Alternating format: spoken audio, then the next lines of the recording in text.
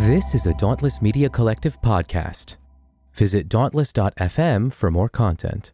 Producer's note: this episode discusses sex abuse by clergy, sexual harassment, and contains a mention of suicidal ideation.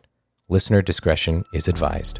He doesn't know anything about me. He doesn't know what I've been exposed to in my life. What if that was my first time seeing a penis and this is my exposure to it in this like really weird, offhand, uncomfortable way? Some women don't know how to react in those scenarios. Some women, what ends up happening, because what we've been taught in church settings is that we're the cause for a guy's reaction to us and sexualizing us. So women would say, oh, like I have enough friends that would see something like that and be like, what have I done to show that he can send me that?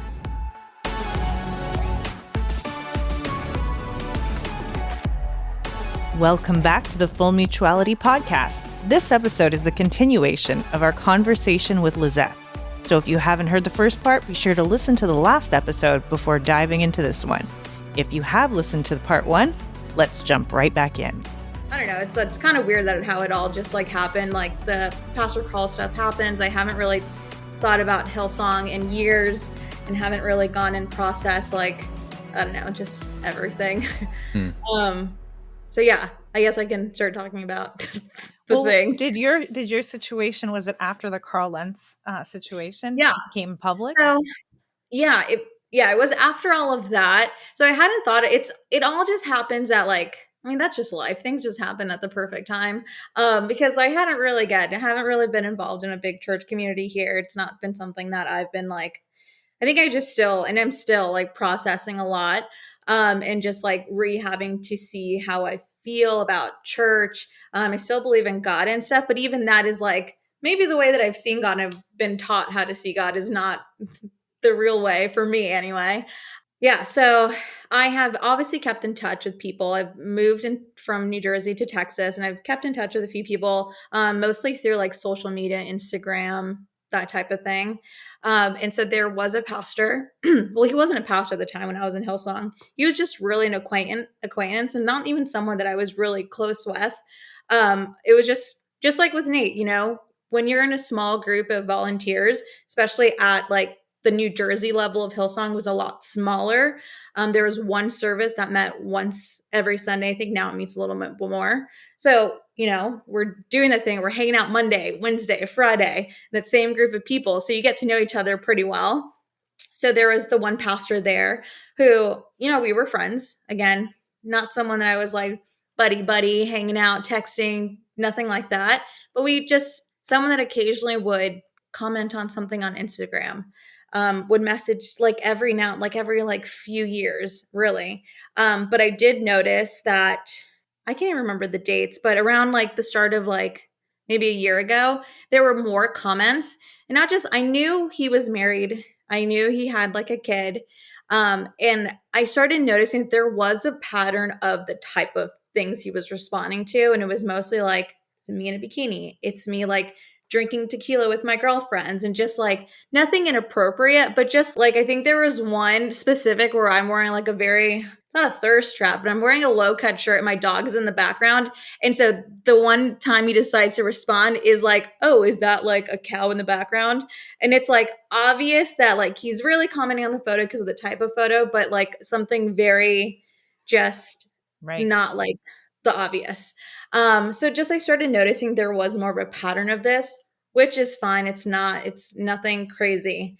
And then as the Pastor Carl Lentz stuff starts happening and like Hillsong is on the cover of all these entertainment news sites, I get a random message like from this person who's like, hey, I'm going to be in Austin.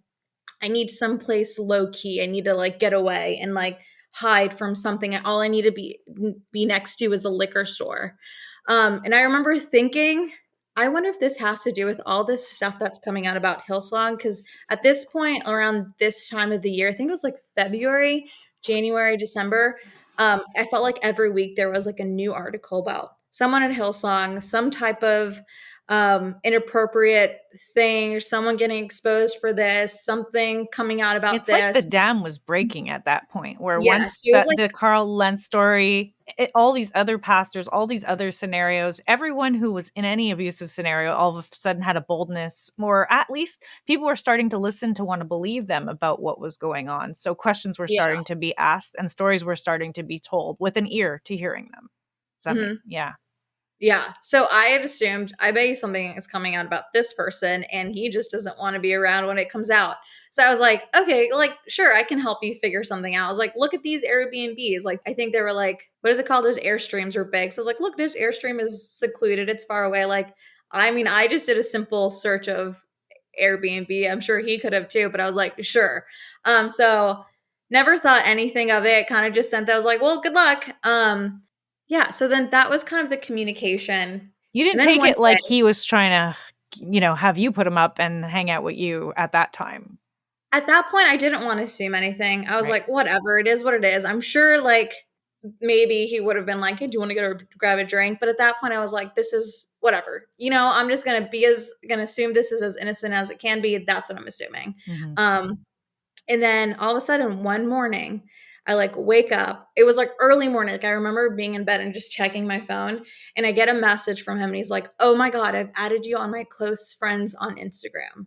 Which, if you're not familiar, Instagram has the feature where like only a certain amount of people can view your story, whatever you post. It is very difficult to be added to that. There's a lot of steps and extra buttons you have to search for the person, the name. So it's like, I'm a message, oh my God, I've added you on this. I'm so sorry. Didn't mean to. My bad. And I remember being like, it's fine. I was just like, it's okay. Haha. Like, no big deal. And then again, I'm so sorry. Like, I really didn't want you to see that. Like, I post some really raw shit on there. And at that point, I was like, there is something he wants me to see. And I know it because he's like going out of his way to ensure, like, it's almost like a line, like fishing in, like, don't look at this. When you're human, obviously, what you're going to want to do is go look at it. So I was like, I already know there's going to be something. And actually, I'd assumed it's a shirtless photo. So I open the Instagram, I You're look at the thinking story. best case scenario. I'm like, this is You're still thinking best case about everything. yeah, he wants me to see his six pack. And actually, I scroll through and there's like a video of him with his child. And then the next photo is him shirtless. And that's all I see. And I was like, oh my God. And I screenshot it and I'm like, ew, gross. I knew it. And I actually sent it to my friend who was still a volunteer at Hillsong. And I was like, can you believe this person just really sent me this? And my friend was the one who replied and goes, oh my God, is that his dick? And I was like, what? And then I go look, and sure enough, it's a very staged photo. It's a mirror selfie, the very Everything. large, yeah, with everything. It's these very thin white legging workout pants that some men wear, but like a full outline. And it's not just one, there's two of them. And I just remember being like, this is it. Because he'd also messaged that he'd removed me from the close friends. And I've done the testing because I wanted to ensure before I was like, this is intentional. I have gone in, I've even tested this up with friends, and I've been like, add me to your close friends, post something, and then remove me and tell me what happens. When you remove someone, the post goes away. You can no longer see it. So you told me, I've removed you. You can't see it anymore. But I could see it throughout the whole day. Like I remember checking back later, be like, did he really remove me? And there it still is. So I immediately blocked him. My first response was like, ew, block. I can't believe this happened. And then I was like sitting at home and I'm like telling I can't remember, I was dating my boyfriend at the time. We were just talking, but I remember talking to him about it. And I'm like, I cannot believe he did that. And then I just started like thinking back and I'm like, if he sent that to me, this is not like some one-off thing that has happened. He has done this to multiple people. And what this is a way for him to test the waters. Because what he's wanting is a response from me. And he wants my response to be like, ooh, I like what I see. Like, send me more. Like, oh, I'll send you something too. And so there's full intention in that. That is what the conversation. So that if I were to be like, which I was, absolutely not, you're disgusting. His response can be, I didn't mean to send you that. I told you that was an accident. That wasn't supposed to be for you. Right. He'd also caption those like kicking depression in the ass. So then there's also this side where if I were to be like, I can't believe you would post this. He could be like, this is just me talking about my mental health. Like, you can't judge that. And I just remember like thinking like, I'm not the only person he does this to. And I know from my history of being raised in a church and in a Christian background as a woman, I have a lot of friends who have the purity thing is like shoved down your throat. Don't have sex before marriage. And a lot of women choose to live that way. And they are very, I think what happens in those scenarios is like you get women that are very like, I don't know what the right word is, but like there's like you're in a bubble. Like I have a lot of friends that are like this too, where they have never seen a guy's like penis. You don't know who else he's sending this to. So I'm just thinking like, what if this was someone like, well, he doesn't know anything about me. He doesn't know what I've been exposed to in my life. What if that was my first time seeing a penis and this is my exposure to it in this like really weird, offhand, uncomfortable way. Some women don't know how to react in those scenarios. Some women, what ends up happening, because what we've been taught in church settings is that we're the cause for a guy's reaction to us and sexualizing us. So women would say, oh, like I have enough friends that would see something like that and be like, what have I done to show that he can send me that? And there's like a lot How of have I caused him to send me something inappropriate? Yeah. I must have given him the idea that this was what I wanted. Yeah. And so when I had that thought, and like there's a specific friend, I was like, if my friend would have received that, that would have been her immediate reaction. Is like, oh my God, what have I done? Like, this is my fault. I've done this. And I just got angry. And so I unblocked him and I sent him a message. I was just like, how dare you, first of all, think that I'm so stupid that I cannot see what you're doing? And I just like kind of like went off and was like, this is absolutely disgusting. You're disgraceful. Like, you need help. I know you're doing this to other women. I'm not the first. This is like your ploy. You have a whole game. You know what you're doing exactly. And I sent it. And all I did, I waited for him to just start typing and like see that it was saw. And then I blocked him. Well, actually, I think he sent me one thing like really question mark. And then I blocked him because I just wanted to ensure that he saw it. Because I was like, I don't even care what his response is because I know what I know. Mm-hmm. This isn't new. I'm not a new person. I am familiar with the world. I know how some things work. And I just know like there was an intention. I know that intention wasn't good. Yeah. So I want to, first of all, say thank you so much for sharing. I know that a lot of that's still very intense.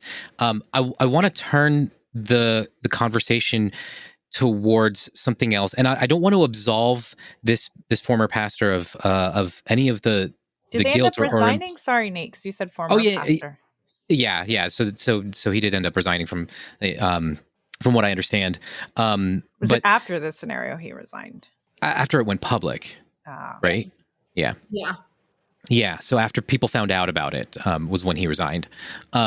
But what I want to, and like I said, I don't want to absolve him of any guilt, but I also want to kind of tie this into what we were talking about previously of how cultures are created and passed down.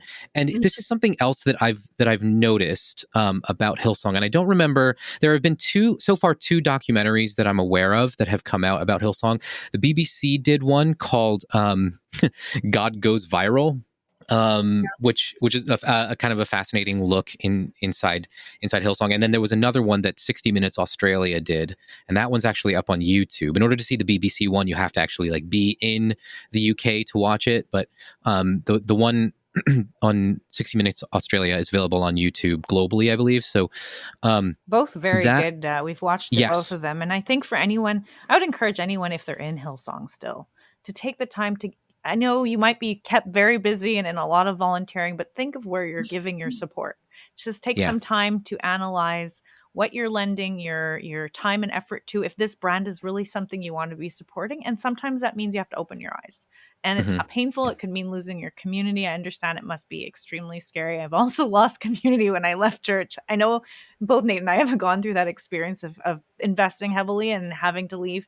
But it's worth taking the time if you're in those. I would want, because Hillsong's such a big organization and there are thousands of people across all the different Hillsongs. encourage people to take the time, if they're plugging into a church, to do the research, to learn about what they're supporting. And there may be a lot of structural things that you might not see as a volunteer right away, or you're attending, that, you might just see the smoke initially, the fog machines and the cool stuff and the cool hip looking pastors, and you might not know what's going on behind the scenes that, these documentaries do a good job of shining a light on. And I know from church perspective, it's the devil trying to take us down and ruin God's ministry. And there's a lot of gaslighting to try and make you feel that, it's just an attempt of the enemy to ruin God somehow. But these are organizations, these are business, these places make money off of individuals serving and giving their time for free and donating money. Lots of money gets donated, and it's worth looking into what's going on and not being naive about it. So I would encourage people. Both of those documentaries were pretty well done. Yeah. When we watched through them.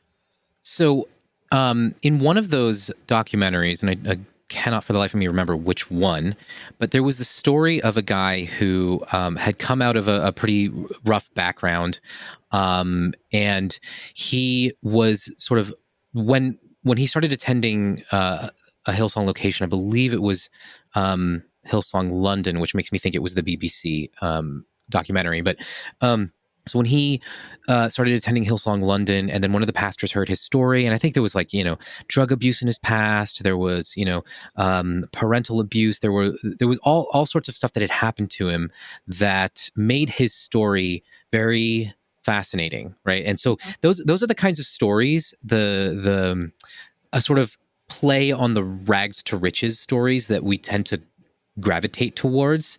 Yes. That's one of those evangelical stories. Christianity very much gravitates towards. Oh yeah, stories. because not only is it simply a rags to riches story, because what evangelicalism loves to do is they love to highlight God's power and God's grace transformation and grace. Right. So in these stories, there's this push towards really highlighting how God can work in somebody's life through Hillsong, of course, because you have to brand it. But when this guy's story started kind of getting told throughout the church, one of the pastors heard about it and then said, "Hey, let's meet. Hey, we'd love for you to share your story up on stage."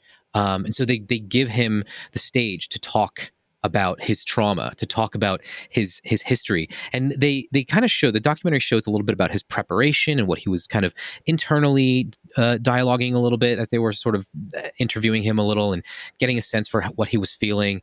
And there was this sense where I felt like he's not ready for this. This isn't the venue for him to talk about this. He needs to be talking to a licensed therapist. Yeah. But instead, he's being given this platform where he's going to tell his story, tailored in a way to fit kind of Hillsong's narrative. But then also, he's going to get applause from tens of thousands of people in the auditorium that he's in, like 20,000 people on any given Sunday at one location. I believe New York City was running about like 25,000. So spread that across the multiple services. It's not like 25,000 in the building at once, but it's a massive group of people who are applauding him and are feeding him this praise. And I don't know how his story ends up, but like that kind of thing can trigger a response. If somebody has addictive tendencies, that can trigger some of those addictive responses,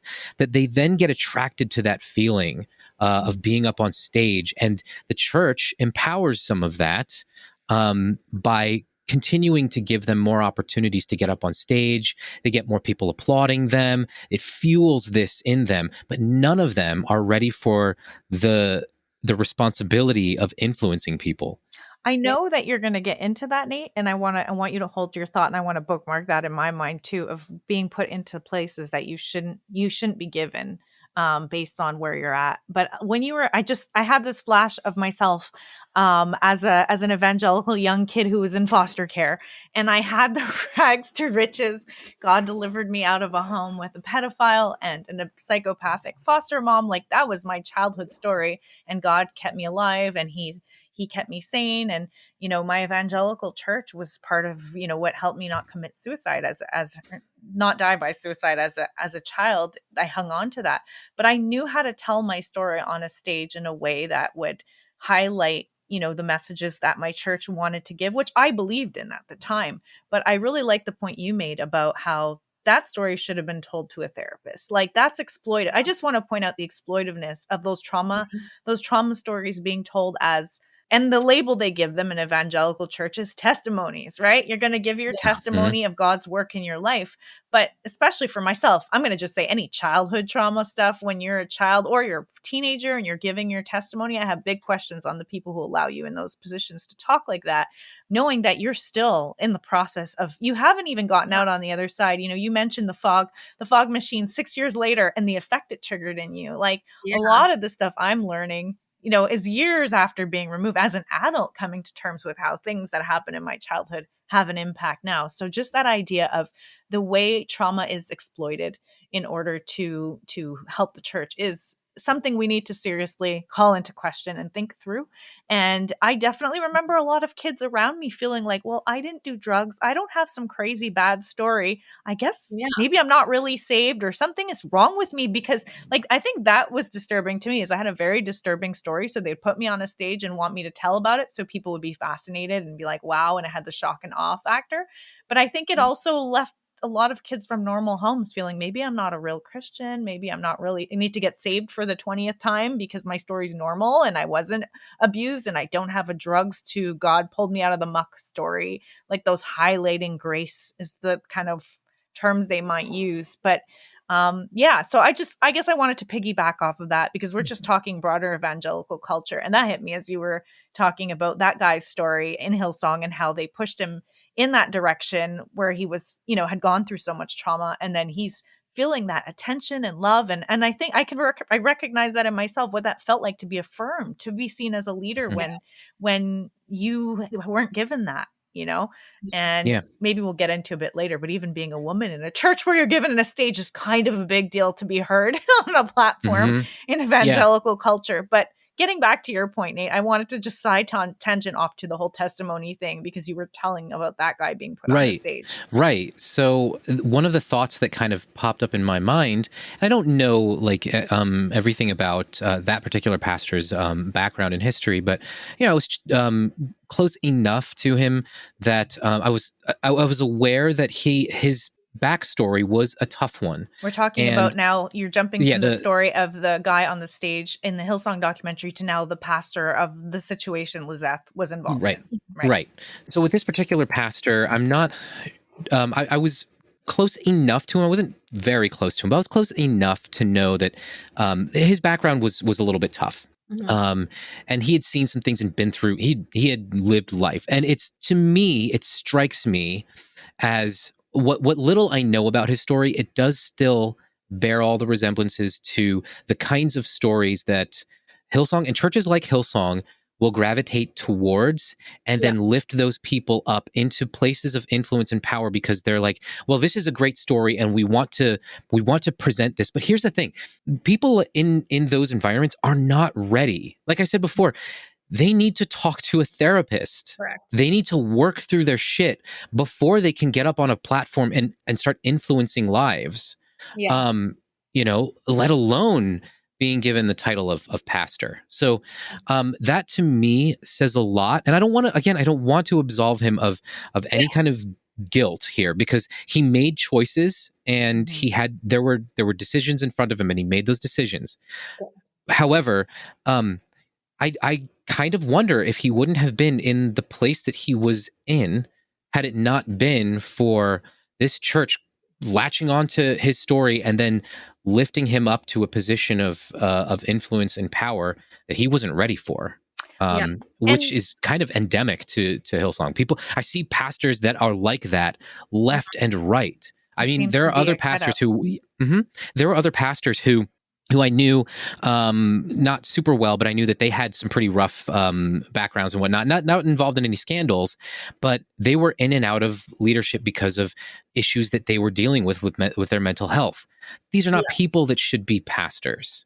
I'm almost wondering, if you're looking at it from the most charitable perspective, or maybe even perhaps naive perspective, I'm a little more cynical, but like that, they're looking at them and seeing their story as powerful. And that's the attractive part. Oh, look, they've lived some really serious life experiences. They have something inspiring and powerful to pass on. That's the most positive spin I could put on with maybe why they're plucking them out and putting them in these roles. But on the more skeptical side, or maybe the more critical side, and I think it's good to be a critical thinker about these things too. I wonder if it gives more power for influence of leaders above them and grooming. When someone has come from a background where they're dealing with some mental health struggles, they're not totally on top of in their own thought process of analyzing the system around them as well, when maybe the mentorship of someone above them is going to mean extra because they have had some deep lackings in their life and missing mentors, missing parents, missing, whatever part of that trauma story has been a hole or a lacking. Having someone who is coming in limping makes it a lot easier to take them under your wing and to just feel so thankful and grateful for your investment in them, that I almost wonder if those trauma experiences are part of shaping and molding them into sort of following the lead without question, because they're just so overwhelmed and happy to be lifted into this role and not able to ask the critical questions because of what they're still haven't had a chance to heal or cope with. Like it takes some healing before you can even look at these situations more objectively. But if they're coming straight from a trauma scenario and being lifted into these positions, it's a lot harder for them to call into question the leaders above them, to challenge or to look at the whole system. And it's much easier for them to be shaped and molded into whoever's on top of them, taking them under their wing. I don't know if that makes any sense or resonates, or what do you guys think? Yeah. I think the big thing that happens is like these people aren't looked so much as like a person or a person in pain or a person that needs help, but they're like, this is a story. This is a testimony. This is like, and that's what I think. And they get It's a way to further the brand. Yeah, it's a way for them to brand. It's a way for them. Hey, these are the people that write books and hit bestsellers and sell things. Because I mean, like you said, I know so many pastors that like when they first like, especially as a youth group, like youth pastors are like feel like notorious. I used to do drugs and this is my background. Now look at me today. I'm so happy. I have a hot wife. I found yeah, God. the hot wife. We need to get into that, but we'll put pause. Like with that scenario, yes. And like I think one of my big issues, because I did end up going a little public with this story. And my immediate, like when I kind of hit a point where I was like, oh, like I do feel bad. And that's why I think before we started recording, I said I didn't want to mention this person by name, because I don't think this is a bad person. And I don't think that he's evil or like deserves bad things.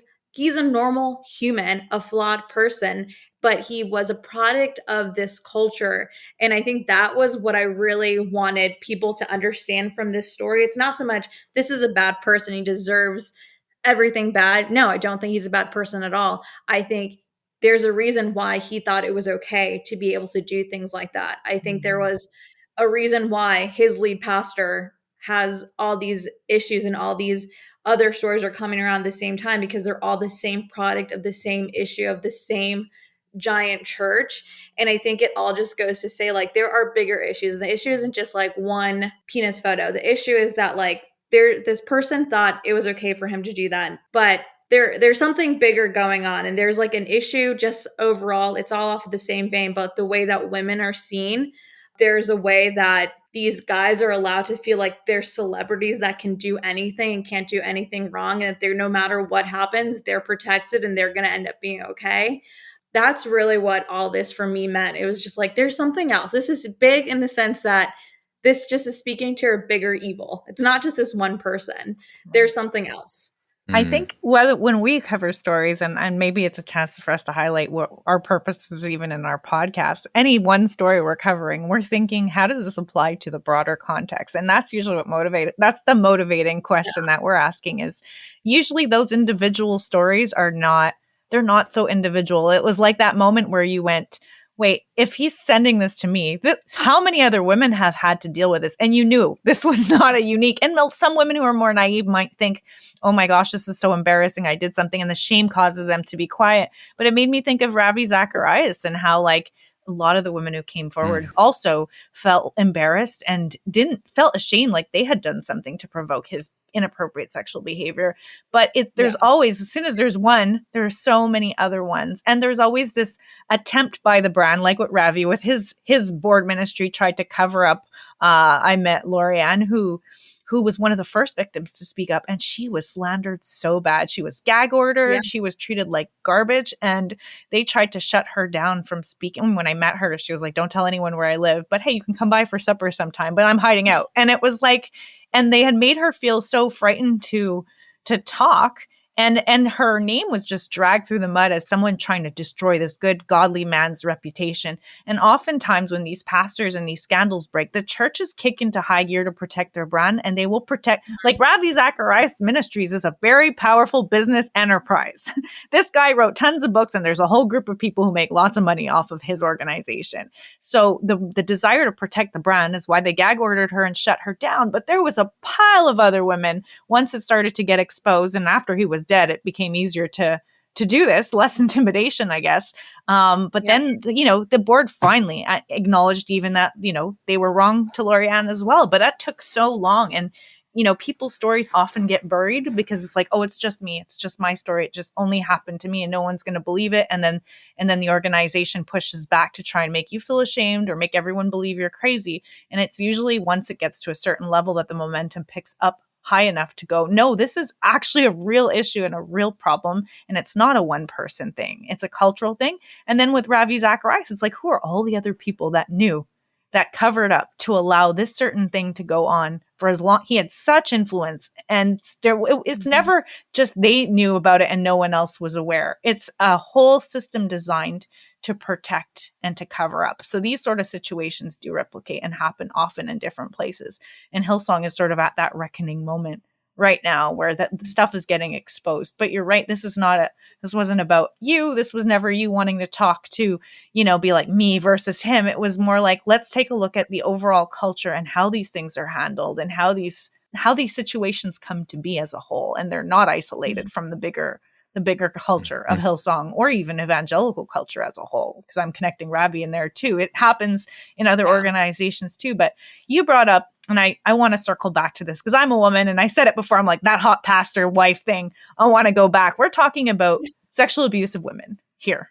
And we're talking about a culture that as a whole sort of winks, nods, smiles. I mean, I remember when I heard the Carl Lentz story, just in my head thinking, everyone's focused on Carl. Who's thinking about his wife in all of this? Like, who got fired? Right. She lost, and everybody's like, poor Carl, he's lost everything. His wife didn't do anything. And she did nothing and she got fired. Right. Mm-hmm. And the women involved in these situations, people don't take the time to think of how this culture affects the females and how they are victims in these. And I know we don't like the word victim sometimes, but how women are treated and groomed to take responsibility for men's actions so that when these things happen, they don't always report or talk about it, which, by the way, I'm proud of you for speaking up with your story, even though you're not wanting to put a name in order to, because you're not making this personal. You do care about women who might be experiencing things and you want them to feel that they're not alone. So I just want to give you props for sharing. I know it's hard to tell your own story and thank you. And yeah, but we talked about how women are taught that it's their responsibility. And you made a mention of how men also get this message that they're entitled to get away with doing certain things. So how would you paint that into describing, what does that look like in Hillsong? How are women treated versus men? What are the things you've observed in terms of the gender stuff that goes down at a church like Hillsong? And I don't think it's just a Hillsong thing. It's a completely agree with you. Evangelical problem for sure. It's in the Bible. How many times have we seen where it's like a woman shall not speak, or no man should get married? It's all over. And there's from childhood, we're taught a woman, especially I think, what is it, the Psalm 31 girl, she walks. Proverbs 31. Or Proverbs 30? Or is it 31? I forget. One of them. 31. Okay. All right. But she she tends to her house and her home is clean and her children are laughing and she walks quietly and is gorgeous and very clearly in a home setting. And so we're taught it's ingrained into us that we are supposed to be like this. And what's interesting? Sorry, I'm going to quickly just interject to say, I remember teaching this to my girls group as a youth pastor. Sorry, I had like this guilt moment of doing Proverbs 31 with my girls. But you know what attracted me to it was she actually worked outside the home and was a businesswoman. But what's interesting about that is that you don't hear that part when people are teaching this. She's presented as a homebody who looks after her household, whereas I was only bringing that up to my girls because I'm like, look, she's a badass. She's one of the women working and earning a living in a culture that probably wouldn't have been so down with this. This women's autonomy. I mean, where we are in society now and back then are not the same places. So I found it super empowering. But you're right. Whenever the Proverbs 30 woman is presented, she is a housewife, a subservient, good, quiet, submissive. Yeah, that's what we're taught. And then like you even have things like all this comes is like explaining these situations to someone who never grew up in a church setting. It sounds insane. So like sisterhood, Hillsong's sisterhood is insane to everyone else. I can't even talk about it to people that don't understand what sisterhood is because it sounds crazy. It's like a group of church women and we throw like confetti things and we like talk about what it means to be a woman, and the men serve us this one day, and then we wear crowns and we're like queens and princesses for a day. So like it's everything builds like to this setting of like a woman should be like kind of in the background, but still strong in her way. And like, she is clean all the time and like all these types of things. And I think from a young age, girls especially are like kind of taught like sexuality and things. It's like our responsibility to control. Like we are the ones responsible for how our bodies are shown to men. And like, we cannot let men, the Eve, she's the temptress in this whole scenario. She's the reason the downfall of everything happened because of her. So like, I think there's just weirdness in like how we're supposed to dress and like how we're supposed to look, and we can't be too sexual. And if a man finds us too sexy, like that's on us. I think like the culture for women in these settings is just, it's not good. And it's really hard to break, but yeah. And it's not always, the crowns and the glitter and all that. I have never heard of that. That's a Hillsong thing. And I'm just like, oh, interesting. Weird. But like, did you ever go to one? Yeah. Oh, did I? Were Sorry. you serving the women in their crowns? Yes. I served at one of them. Yeah. Yeah. They're interesting. They are. It is something else. Yep. Oh, wow. That's interesting. Yeah. As a guy, I'd want to peek in and be like, what are they doing? What's going on? It was definitely like, the thing is, I had no critical awareness because at this point, I think I was starting to really get into the whole thing. I had a short time of buy-in at Hillsong. I know I talk about my Hillsong experiences. Like I was already kind of a foot out the door of Christianity, which I was, but even people like me who had been through quite a Christian upbringing, and then had a foot out the door, it's still, that culture still has a way of kind of drawing you in. And so I kind of drank some of the Kool-Aid as well and sort of got... What is that term that you use for people who are like really into Hillsong culture and they buy the hats and the merch? What's the word you have? People refer to people who are super obsessed with sneakers as sneakerheads. So one of my friends used to call people who were really into Hillsong heads. That's great. Hillsong heads. That was what you said. It made me laugh. Yeah, it's like that obsessive, like you got to buy every version of this sneaker that's coming out or whatever. They're sneakerheads. They know everything about sneakers, and then. The Hillsong heads are like, oh, the new United album hasn't even come out yet, but I got an advance copy. Oh, let's have a listening party at my, like, God almighty. A lot. Yeah. Hey, tone it down. I just like to have a drink, Yeah. My non-Christian friends called it cults.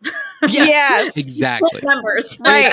And going back, I guess, sorry, my head was like, where were we going with this? But I think what I was talking about was women and how the parties are weird. Like when it comes to those messaging about women and how they're perceived, like you said, it could be talking about Proverbs 31 woman in a way that just highlights her home stuff. Or it could be, like you said, the youth pastor who, and this is a known trope outside of, like, it's such a stereotype because it happens in evangelicalism as a whole. The pastor's talking about his hot wife repeats, like everyone has the story of this almost because it happens so frequently. But that idea that like, that's something that he's going to talk about on a stage. Like, who does that anywhere else outside of evangelical culture, gets up and starts talking about my wife, my hot, sexy wife. She's so hot on a stage where in front of a bunch of teenagers. Like it's so gross and creepy and weird and awkward. Yeah. And yet it sends a subtle message too at the same time about women and about their role. And these subtle messages come through in such a myriad of ways. Like, I'm trying to think through Hillsong, and it probably reflects, you guys can correct me if I'm wrong, but it's male dominated, right? Like the women do not have the same voice at Hillsong as the men do. Right. I think some of it is a little bit of a little bit performative and a little bit tokenizing. And I remember I got into some of these sort of egalitarian spaces on social media, having come out of an Acts 29 church, which was heavily complementarian. They were straight up about women shouldn't be in charge. Yeah, women, and we're proud of women cannot, that view. right. Women cannot be pastors. Women cannot be elders.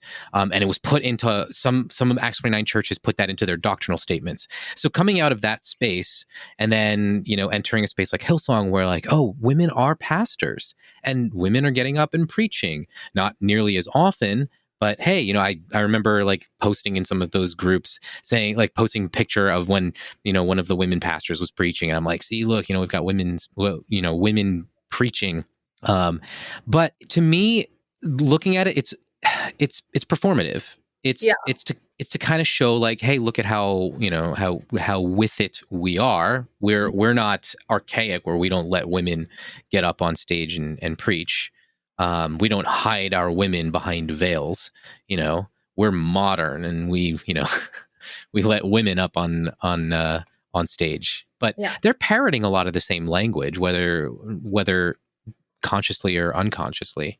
It's the same copy and paste method that we've been talking about. Like the lead pastor calls his wife hot. And so all the other little like fellow pastors are like, oh, that is the cool thing to do. Because we're like so trendy and like we say that our wives are so freaking hot. We want everyone to know and see. So we're going to also do it. So then it's like the main pastor is saying it. And so is like the community pastor and the youth pastor are also doing the same types of things and wearing the same clothes and like saying the same exact things about their wives. It's all just a showy show.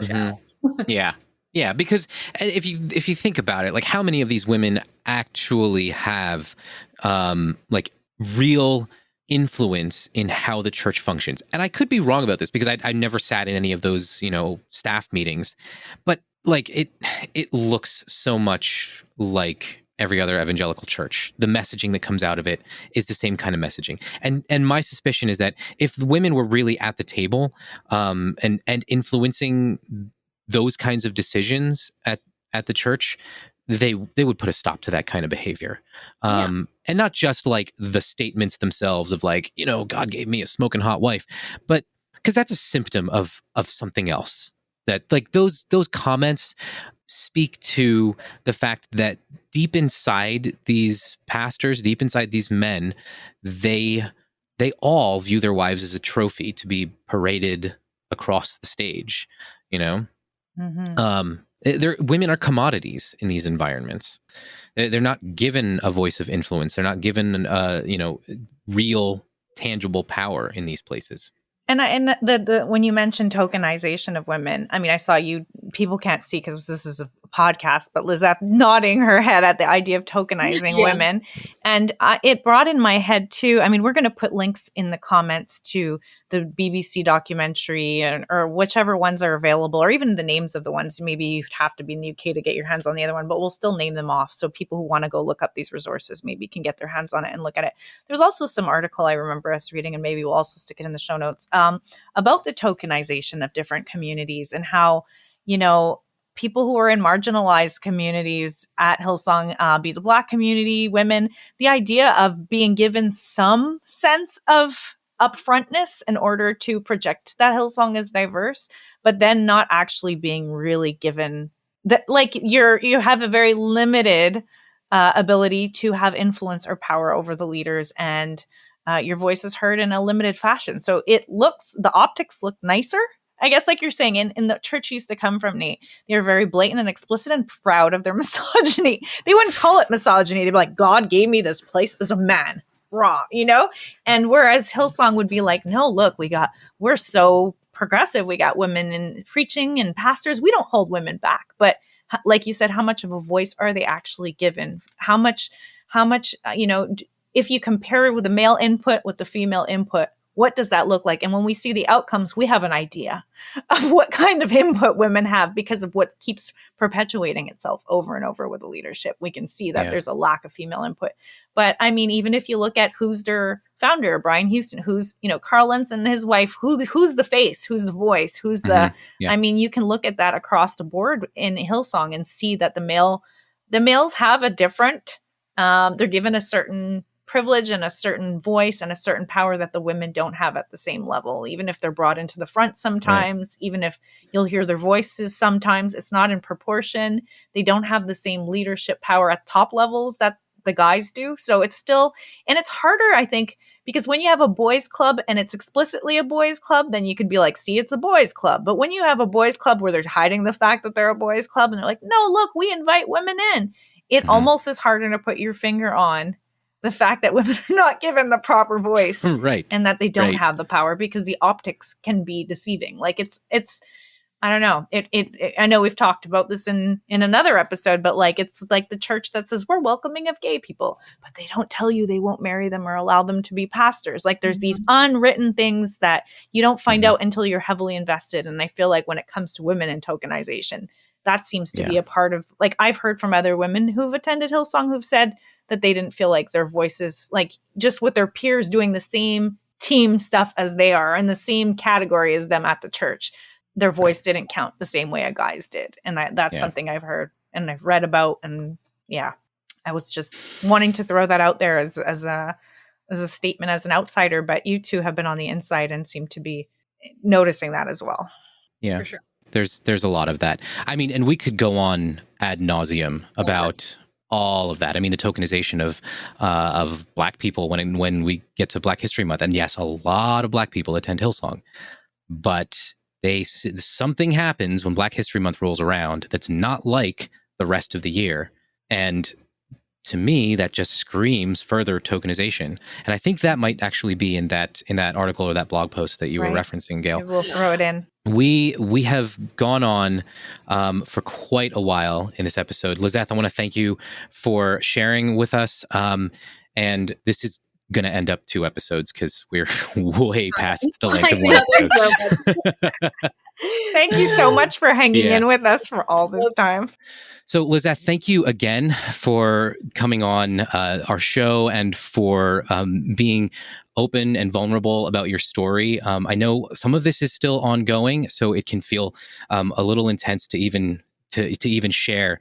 But from my perspective, I think it's so important to have these conversations so that we can address how these structures are incredibly imbalanced and abusive. You know, as we're finishing this off, Lizette, I one of the things I like to do when we unpack sort of the what's gone wrong and I think in order to really help make a difference, you have to do the exposing. But I also like to focus on, how could we imagine a hopeful story going forward? What would be great? Yeah. Like, what would it look like if this was a healing thing to this culture? What would that look like? I like to take the time to try and imagine how could this be done well, or what would need to change what would be a hopeful take on this sort of scenario? What would you hope? Yeah. And actually, I want to make sure that is also added, because I think something like this and like telling like this side of this like issue and like talking about this, I feel like comes off like I hate church and church is so bad, but that's not what is happening here. And I don't think that's the problem. I think if there's like key takeaways, it's like in churches like this where you just get so sucked in, and something that's super important is like making sure that you're checking in with yourself and understanding that like what feels good to you. Are you getting the help that you need? I think the idea of therapy and things like that, and actually getting real medical help and protecting your mental health is so important. And I feel like churches haven't created that environment. But again, I don't want to go on like hating churches and like Christianity. But how and stuff it like could that. be done right, maybe is supporting people and getting the therapy that they need. Yeah. And then also just the understanding that, you go to one church, maybe that's not the church for you. There are so many other churches, and I feel like I've lived on this planet long enough, 30 years, and I've gone to a number of different churches, and I can probably say like 2 of them have been where I'm like, this is a good place. This is a place I feel very comfortable. But I think it's so easy to start going to like a big church like Hillsong that's so flashy and beautiful. And then you go and you meet people that you like and you get along with, and then you get sucked into this like tornado of like Monday, Tuesday, Wednesday, I'm doing this, that you don't even have time to like pull away and be like, is this actually a place that I feel good? And I think that's important. It's like it takes a lot of like finding a good church and like a place that's good for you. It takes a lot of time. It's not just like you show up on one Sunday and then you come in and you're like, this is it. This is the places for me. There's so many places, and like people need to take the time to like assess themselves, shop around, look at all the different places, find out what you actually really want, and understand that what you want today could be different from what you want tomorrow, in a year, 5 years, depending on what your life journey is. Maybe the flashy church isn't what you're going to need when you're like going through shit, and maybe you need more of like a smaller community that's more hands-on and more like community driven and like focused in on itself. Yeah. And I think that's like the big thing. It's like, just take care of yourself, listen to what you need. Know Churches yourself aren't bad. enough to know Yeah. what you need. I love that point that you've made. Yeah. And that Search self-reflection. around. Yeah. Look around. And I think Yeah, and I we're think gonna it's go, also- Nate. You, me. Let's all throw in. I had some thoughts, and then you. Sorry, do you want to go with yours Yeah. first, Nate, or do you want me to go? Sorry. For it? No, I'll go so you can wrap up. But I just real quick, I think it's also very healthy to take a break. Mhm. So like, because when you're in the grind of like, I need to find a church, I need to find fellowship, I need to find community, you're not actually checking in with yourself. If you step away from a church, step away and give yourself the space to be like, okay, I'm going to take 6 months, I'm going to take a year, I'm going to take 2 years, and just check in with myself. I'm going to do things that are not church related. I'm not going to shop around. I'm going to go to Barnes and Noble on a Sunday morning. I'm going to, or your local indie bookshop on a Sunday morning. I'm going to enjoy nature for a while. I'm going to, whatever it is that you need to do to open your mind to who you are before you get back into that grind of like, I need to find a community, I need to find spiritual guidance or whatever. Figure yourself out. I think that's also very helpful.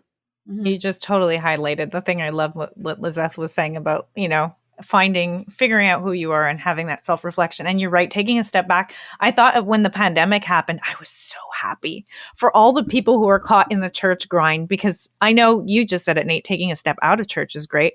You and I had some of our best healing times outside of church. And I think we've both found church. We're both back in a church. But I like what you said about, that pressure to find a church. Where I've landed right now, even though I attend church, I think never going back to church again is a legitimate place. And it doesn't mean you're a hater, you're broken, you haven't reconstructed properly, you're ... fill in the blank. If you, find yourself on the other side and you're done with church, I don't think there's anything unhealthy for you because of that. And I don't think you should pressure yourself. And I think if you feel like you have to be back at church, that might trigger a question of how healed you are from your whole church experience. That you feel this guilt about not being in church might be a sign that you have something to work through. Because if I meet somebody and they're done with church, there's not a piece of me asking what's wrong with them. It's like, that's a legitimate path to take in life, even though I've landed back in a church, which surprises even myself. But I know that healing came from stepping outside of church, and I wish everyone could take a sabbatical from church. And I hope everyone throughout the pandemic had a moment to reflect on while churches were shut down, if they went to churches that shut down, which is a whole other conversation about unhealthy churches that I won't sidetrack on, ones that ignored the whole pandemic altogether because they didn't want to lose revenue. But that's all I'll say. Just drop that and move on. But I think taking a step back is super healthy. Other thoughts from stuff you had shared, Lezeth, about how it becomes your whole social circle and everything. And especially if you come in from outside and you move into a church and you're looking for community. I think one of the things I learned from leaving my church community that I had been with for 20 years, almost 20 years, invested in one place. If your church is your whole social life, you're missing out. And I think it becomes way harder to take a step out of a church where that's your whole social circle. And I guess my big recommendation for a healthy church, we're trying to cast healthy visions and hopeful things. have community outside of your church as a backup, but also because it's very good in life to not only have church as your whole life. So have friends that have nothing to do with church. Make sure your social circles are as robust outside of your church as they are inside. And I know as you're an adult, it's easy to be lazy and just focus on one place so you don't have to think it through as hard.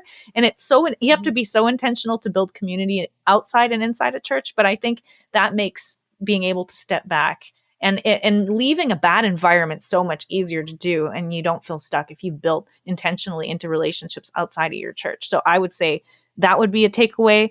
And the other thing you mentioned, I don't know if it was you, Nate, or Lezeth, because I'm thinking of all the different pieces you guys were saying, but that thing about, you're made to feel guilty if you're not serving. I would say if you're all the time on, and you were talking, Lezeth, about health, church supporting you and looking after your mental health, that would be a really good positive. A church that encourages you to take a step back and doesn't guilt you when you take a step out of leadership. That doesn't say, what's wrong with you? I remember someone's asking me if I was saved when I stepped out of youth ministry. Like when I resigned, it was like, that was the question they had for me. It was like, what's wrong with you? I think the leadership and people around you, if they're encouraging you to take a step back, if they don't guilt you or make you feel guilty for stepping out of roles, that is a healthy sign of a good church. And any church that keeps making you feel like if you're not running on that treadmill, burning yourself out, something's wrong with you, that's unhealthy. That's a red flag. So the green flag would be a church that tells you, yes, please look after yourself. Yes, you should not feel guilty for stepping out. If you don't want to serve, that is completely legitimate. You're not an inferior person or Christian for that. So I would cast those as hopeful. Hopefully these are growing, healthy signs of community that people can paint visions of things to look for and positive things if they have those in their church to be happy about. Well, thank you so much again, Lezeth, for being a part of this conversation. This was a heavy one. We went into some pretty difficult territory. So thank you so much. That wraps up this week's episode of Full Mutuality. Thank you for listening. We truly are grateful for your support. If you haven't already, please subscribe to the podcast on your favorite app. If you don't have a favorite podcast app, you can visit our website, fullmutuality.com, to find links to the over 20 apps that we're available on. I'm sure you'll find one that you like. Speaking of our website, if you'd like to get in touch with us, you can find links to all of our social media pages there. You can also leave us a voice message, and who knows, we might even feature your message on a future episode. You can find other ways to support the show on our site, but the best way to do so is by rating and reviewing the podcast on iTunes. Thanks again, and we'll talk to you soon on the next episode of the Full Mutuality Podcast.